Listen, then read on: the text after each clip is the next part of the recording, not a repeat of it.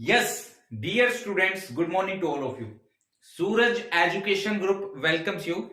I am Dr. Pankaj and today we will discuss about very important topic for your board examination for 12th class CBSE board examination, that is species area relationship. very important topic, बहुत ही important topic है. 5 marks में CBSE यहां से question frame करता है. Define species area relationship with the help of A well label diagram. इस तरह से यहां से क्वेश्चन फ्रेम किया जाता है. ग्राफिकल डायग्राम के थ्रू क्वेश्चन फ्रेम किया जाता है और यहां से इक्वेशन भी पूछी जाती है. स्पीसीज एरिया रिलेशनशिप किस साइंटिस्ट ने दिया था, उसकी इक्वेशन क्या है, उसमें कौन कौन से फैक्टर्स को यूज किया गया है, ये सारे के सारे क्वेश्चंस स्पीसीज एरिया रिलेशनशिप से पूछे जाते हैं. तो आइए हम इसको डिस्कस करते हैं. Species area relationship, this concept was given by one of the most famous scientist, that is Alexander von Humboldt. Alexander von Humboldt ने ये कंसेप्ट दिया था स्पीसीज एरिया रिलेशनशिप का जब वो साउथ अमेरिकन जंगल्स की स्टडी कर रहे थे. उस समय अलेक्जेंडर वॉन हम्बोल्ट एक ग्रेटेस्ट नेचुरलिस्ट माने जाते हैं, एक बहुत ही बड़े साइंटिस्ट थे उस समय के. इन्होंने क्या देखा कि जैसे जैसे ये एरिया को कवर करते जा रहे हैं वैसे वैसे स्पीसीज का नंबर भी बढ़ता जा रहा था. तो इन्होंने उसके बेस पर एक कंसेप्ट बनाया कि जैसे जैसे एरिया को इंक्रीज किया जाएगा. ये देखिए, मैं आप लोगों को एक ग्राफ के थ्रू समझाने की कोशिश करता हूं. ये हमने यहां पर एक्स एक्सिस लिया है, एक्स एक्सिस, और यहां पर हमने ये वाई एक्सिस लिया है. एक्स एक्सिस पर मैंने एरिया को रखा है, वाई एक्सिस पर मैंने स्पीसीज रिचनेस को रखा है. Species richness. अब देखिए क्या देख पा रहे हो आप, जैसे जैसे एरिया इंक्रीज हो रहा है वैसे वैसे स्पीसीज रिचनेस बढ़ती जा रही है. सपोज हमने इतना एरिया कवर किया तो स्पीसीज रिचनेस इतनी बढ़ गई, और एरिया कवर किया और स्पीसीज रिचनेस बढ़ गई, और एरिया कवर किया और स्पीसीज रिचनेस बढ़ गई. यही बात बताई थी सर अलेक्जेंडर वॉन हम्बोल्ट ने, क्या कि species is directly proportional to area. Species richness is directly proportional to area. लेकिन उन्होंने एक इंपॉर्टेंट पॉइंट और लिखा इस बारे में कि आप ये मत समझिए कि हम एरिया बढ़ाते जा रहे हैं और स्पीसीज रिचनेस इनफाइनाइट तक बढ़ती चली जाएगी. नहीं, ऐसा नहीं होता. इसीलिए आपकी एनसीईआरटी ने एक बहुत इंपॉर्टेंट टर्म लिखी है कि अलेक्जेंडर वॉन हम्बोल्ट ने कहा जैसे जैसे एरिया बढ़ता चला जाएगा वैसे वैसे स्पीसीज रिचनेस भी बढ़ती चली जाएगी. बट ये लाइन पेपर में लिखना मत भूल जाना, very important line. But up to a limit, very important point. But up to a limit, as we cover more area more species richness increase, but up to a limit. जैसे जैसे हम area को explore करते जाते हैं वैसे वैसे species richness बढ़ती चली जाती है, but up to a limit. ये पॉइंट लिखना मत भूलना पेपर में, उसको अंडरलाइन करना भी मत भूल जाना. तो अलेक्जेंडर वॉन हम्बोल्ट ने कहा कि इनफाइनाइटली नहीं बढ़ती चली जाएगी, कि इनफाइनाइटली बढ़ती ही चली जा रही, नहीं, एक ऐसी लिमिट आएगी जहां पर स्पीसीज रिचनेस रुक जाएगी या नई स्पीसीज आपको नहीं देखने को मिलेगी. इसी को ही कुछ ग्राफिकल डायग्राम के थ्रू प्लॉट किया गया. तो देखिएगा, यहां से एरिया को बढ़ाया, स्पीसीज रिचनेस बढ़ी. ये देखिए, मोर एरिया मोर स्पीसीज रिचनेस. लेकिन यहां पर सपोज यहां पर इसकी लिमिट आ गई, ये रही, यहां पर इसकी लिमिट आपको देखने को मिल रही है. तो इट मींस इन्होंने इसके रिगार्डिंग एक इक्वेशन बनाई. मैंने कहा ना अभी आपको, species richness is directly proportional to area. तो इसके रिगार्डिंग इन्होंने एक इक्वेशन बनाई, और वो इक्वेशन क्या थी, S is equal to C ए की power Z. S is equal to CAZ. Very, very important equation. This condition is normal condition. Normal condition पर S is equal to CAZ देखने को मिलेगा आपको. Very very important, very very important equation, इसको याद रखना है. और ये कर्व आपको कैसा नजर आ रहा है, आप लोगों ने फिजिक्स में बहुत बार पढ़ा होगा इस तरह का कर्व. तो ये कर्व आपको कैसा नजर आ रहा है? It is rectangular. ये केयूपीआई में भी आया हुआ क्वेश्चन है काफी बार. Rectangular, it is rectangular hyperbolic curve. Rectangular hyperbola. Very very important, very very important कि जैसे जैसे एरिया बढ़ेगा स्पीसीज रिचनेस बढ़ेगी, but up to a limit. एक रेक्टेंगुलर हाइपरबोलिक कर्व आप लोगों को देखने को मिलेगा. बहुत important question. Rectangular hyperbolic curve देखने को मिलेगा और इसकी इक्वेशन सबको याद करनी है. S is equal to C ए की पावर Z. अब ये कौन से फैक्टर्स है? S जो है S डिनोट कर रहा है स्पीसीज रिचनेस को. S denote to species richness. Okay, next point. A किसको डिनोट कर रहा है? एरिया को. Z, अब ये बहुत इंपॉर्टेंट फैक्टर है इस पूरे कंसेप्ट में. Z means slope of the line. Z क्या है? यहां पर लाइन का स्लोप बता रहा है, स्लोप ऑफ द लाइन. और इसको आप रिग्रेशन कोफिशिएंट के नाम से भी जानते हैं. मींस कर्व कैसा होगा, क्या वो स्ट्रेट लाइन होगा, क्या वो स्टीपर होगा, कितनी स्टीपनेस होगी उसमें, या फिर ब्लंट होगा, वो सारा इसी पर ही डिपेंड करता है. Z means slope of the line. Line का स्लोप क्या है?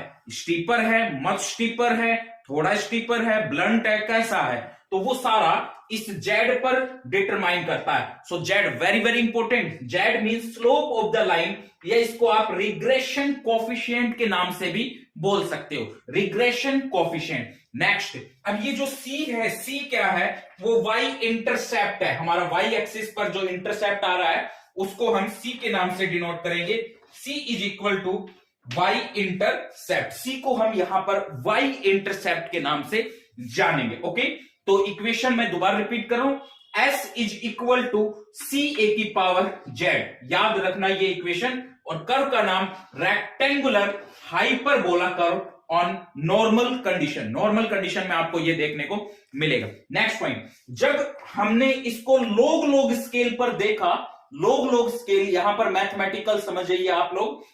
जब इसको लोग स्केल पर देखा गया तो इसमें आपको चेंज नजर आया. लोग स्केल पर ये कर्व जो होगा वो स्ट्रेट लाइन शो करेगा, स्ट्रेट लाइन शो करेगा, लीनियर हो जाएगा ये कर्व ऑन लोग स्केल. ये हमने लिखा है लोग स्केल पर ये कर्व आपको स्ट्रेट लाइन में देखने को मिलेगा. और अब अप्लाई कीजिए, अप्लाई लोग ऑन बोथ साइड. उस इक्वेशन में लोग अप्लाई कीजिए जरा. अब आपको बहुत अच्छे से पता है, जैसे for example S directly proportional to A. मैंने यहां पर प्रोपोर्शनल हटाया तो कोई कांस्टेंट आया ऑब्वियसली. इसी तरह से मैं लोग अप्लाई कर रहा हूं यहां पर. लोग S इज इक्वल टू लोग C प्लस Z पहले आ जाएगा, प्लस Z लोग A. तो लोग स्केल की इक्वेशन आपको लिखनी होगी.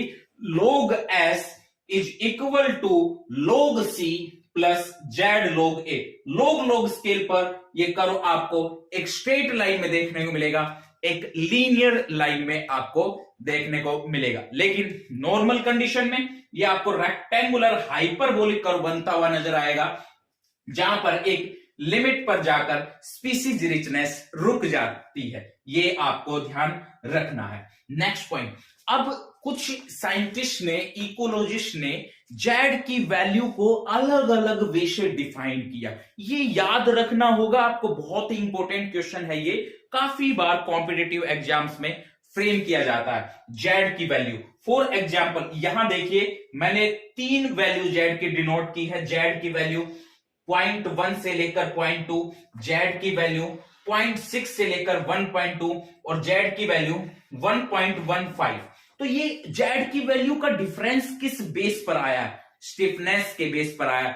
मच स्टीपर है, याद रहे ये बात. देखिएगा, Z की वैल्यू, अगर हम नॉर्मल कंडीशन की बात करें, नॉर्मल कंडीशन की बात करें, नॉर्मल एरिया की बात करें, तो उसमें जेड की वैल्यू जो होगी वो 0.1 से 0.2 के आसपास आपको देखने को मिलेगी। 0.1 से 0.2, जैसे बात करें किसी भी कंट्री की बात कर लो, एक हमारी इंडिया की बात कर लीजिए आप, सो इंडिया में आपको वैल्यू जो नजर आने वाली है जेड की 0.1 से 0.2 वैल्यू नजर आने वाली है। नेक्स्ट, इसके बाद हम क्या करते हैं, और बढ़ा देते हैं, और एरिया को बढ़ा देते हैं।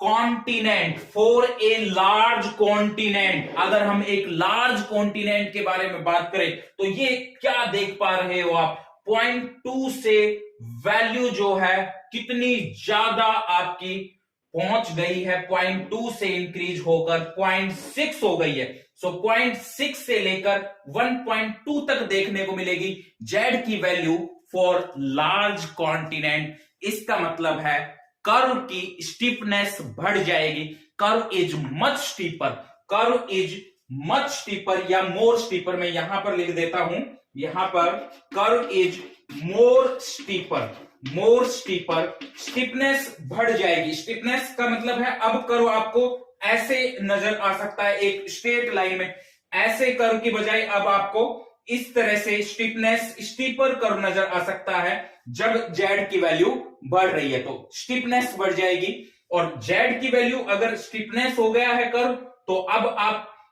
इसको फैक्टर को देख लीजिएगा कि एरिया का ये और स्पीसीज रिचनेस का फिर आप कैसे रिलेशनशिप बनाओगे स्टीफनेस के केस में। सो कर्व जो है वो स्टीपर नजर आएगा, मोर स्टीफनेस नजर आएगा कर्व का अगर जेड की वैल्यू बढ़ जाती है। और इसका एक एग्जांपल भी स्टडी किया गया, कैसे, एक कुछ बर्ड्स होते हैं, जैसे फ्रूट ईटर बर्ड्स की अगर हम बात करें, frugivorous birds, frugivorous birds means fruit eater birds. जो फ्रूट ईटर बर्ड्स होते हैं, फ्रूट को जो ईट करने वाले बर्ड्स होते हैं, उनको हम फ्रूगीवोरस बर्ड्स के नाम से जानते हैं। और कुछ ट्रॉपिकल फॉरेस्ट में स्टडी की गई कुछ एनिमल्स की, मैमल्स की, तो उस समय फ्रूगीवोरस बर्ड्स की जो वैल्यू देखने को मिली, जेड की वैल्यू, वो देखिए नियरली आ गई ना, 1.15 मींस नियरली 1.2 के आसपास नियरली आ गई है वैल्यू। तो ये तीन वैल्यू सबको याद रखना होगा कि जेड की वैल्यू 0.1 से 0.2 कब आएगी, जेड की वैल्यू 0.6 से 1.2 कब आएगी, और जेड की वैल्यू 1.15 कब आएगी। आपकी एनसीईआरटी ने साफ साफ इसमें लिखा है। एक बात का और भी यहां से ध्यान रखेंगे, ये जो इक्वेशन है S is equal to C A Z, ये पेपर में पूछी जाती है, रेक्टेंगुलर हाइपरबोलिक कर्व किस केस में देखने को मिलता है, वो किसी का भी हो सकता है, वो फिशिज का हो सकता है, वो फ्रेश वाटर फिशिज की अगर हम बात करें, एनसीईआरटी लिख रखा है, एंजियोस्पर्मिक प्लांट्स का हो सकता है, किसी का भी स्टडी कर लीजिए, उससे कोई फर्क नहीं पड़ता, किसी का भी हो सकता है। बस लोग स्केल पर याद रखेंगे। अगर वो क्वेश्चन आपको फ्रेम करके कंडीशन बताएगा कि लोग स्केल की बात की जाए, तो उस केस में कर्व कैसा नजर आएगा, उस केस में आपको स्ट्रेट लाइन कर्व देखने को मिलेगा, लीनियर लाइन देखने को मिलेगी। और अगर नॉर्मल कंडीशन की बात करें तो आपको रेक्टेंगुलर हाइपरबोलिक कर्व नजर आएगा। तो ये था सर अलेक्जेंडर वोन हम्बोल्ट का कंसेप्ट, बहुत ही इंपॉर्टेंट कंसेप्ट, और एक मायने ही बदल दिए थे उन्होंने स्पीसीज रिचनेस और एरिया को एक्सप्लेन करने में, और इसको सभी स्टूडेंट बहुत ही अच्छे से तैयार करेंगे अपने आने वाले एग्जाम्स के लिए। Thank you, have a nice day. Next time मिलते हैं और भी बेहतरीन वीडियो लेक्चर के साथ में, मिलते हैं आपसे।